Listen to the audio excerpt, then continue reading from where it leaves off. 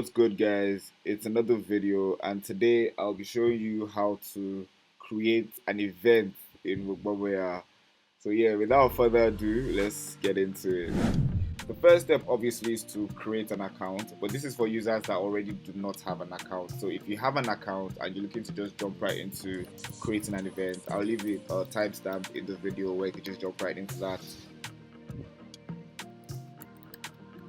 What we want to do next is we want to get started and wait for the message to let us know that we've registered successfully. So once you've registered successfully, it's going to bring you back to this login page where the details you just put in, you're just going to put that in. Okay, so now we're done with step 1. We're moving on to step 2. Alright, so now for live events and online events, here's the difference. Parties, raves, concerts, anything that would require your users to be there in person, physical locations, that is a live event. Online events are for events that are Zoom, virtual events, Google Meet, and whatnot. For the purpose of today's video, I will be creating a live event. So all you need to do is pretty much fill out the data form.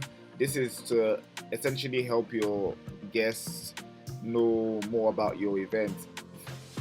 Let me just fill this in real quick. Alright, so I think this is worthy of mention. Say for example your event is for one day, you would be choosing a start date and an end date. But in the event that your event is a 3-day event, you would need to create recurring events. So for the purpose of this video, I'll be creating a single event. In the next video, I'll show you guys how to create a recurring event.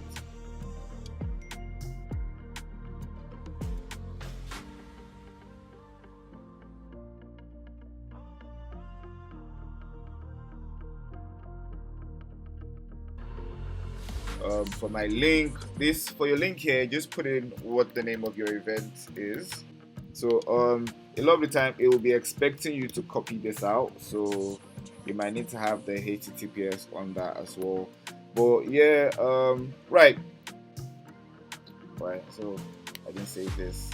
Okay, so we're good to go. All right, so now what you'll be required to do is to put in your event art, your event graphics. It's as simple as either dragging it in or browsing, going to your documents and putting that in. So I'm just going to choose this.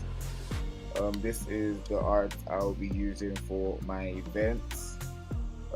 Right, so now that we've uploaded our graphics, our event art, what we want to do is we want to set up our tickets. For the purpose of this video, I'm going to be creating 3 different tickets. I'm going to create a free ticket for the first 20 people. I'm also now going to be creating an early bird ticket for the first 100 people that come in, and I'm going to be creating a VIP ticket for our VIPs. This is a free ticket, so there are no service added fees, so we're just going to skip that.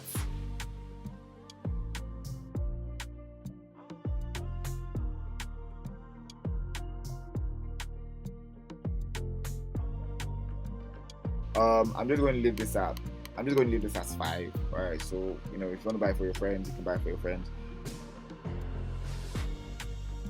A lot of the time, users that will be paying from via transfers or cards would be required to pay certain VAT fees and charges.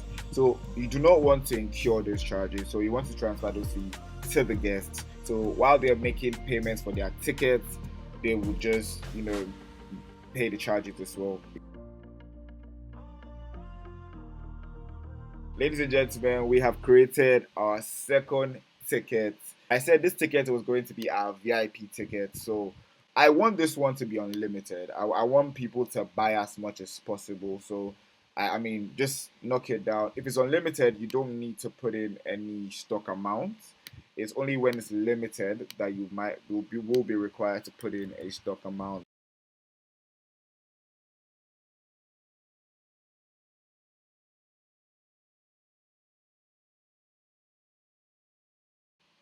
Ladies and gentlemen, your event has successfully been published, and then you're going to click on share right here.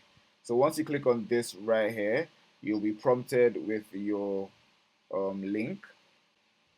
So once they click on the link, they will be brought to your events page where they can easily get their tickets and pay for their tickets.